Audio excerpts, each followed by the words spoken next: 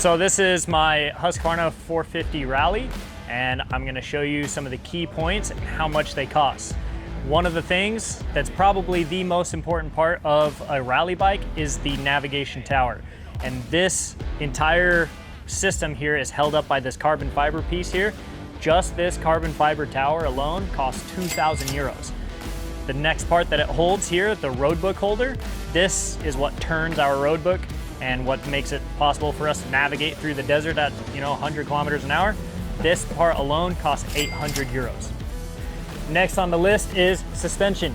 Suspension is arguably the comfort of the bike. The WP Pro component suspension you can buy, which is give or take somewhere around 6,000 to 8,000 euros.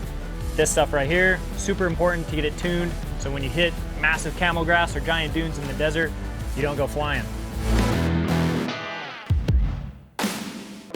Next on the list is tires.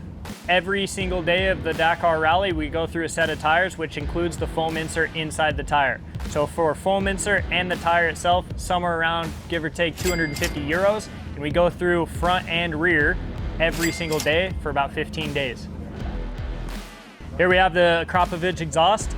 There's 3 sections to this exhaust: the header, the mid pipe, and the muffler. Just this muffler here costs about 1,500 euros. And then each other section of the exhaust costs about 700 euros each. Give or take 3,000 euros for this whole entire exhaust system. Here we have our factory Recluse clutch. Every single day of the Dakar, we more or less do preventative maintenance and replace this clutch.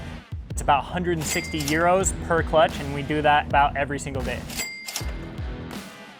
The skid plate here protects a lot of the key points to the motorcycle, the engine and everything. We also have a toolkit inside the skid plate that's full carbon fiber, costs 1,000 euros. So that's a closer look at my Husqvarna 450 Rally. If you wanted to purchase a production model, it's about 35,000 euros. This is my factory race bike, which essentially is built by my mechanic Louis, and it's priceless.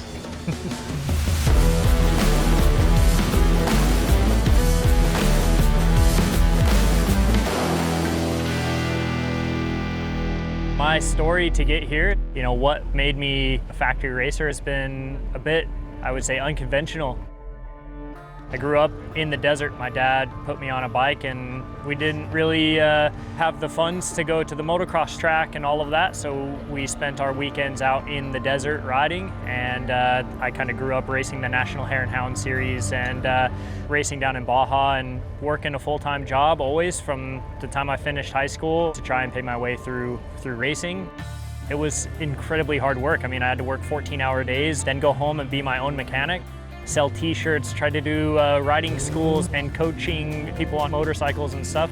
And every single cent that I made went fully towards funding my racing and kind of live my dream, and had some fortunate results, which landed me a ride on the Husqvarna Factory Racing Team, and now we're here.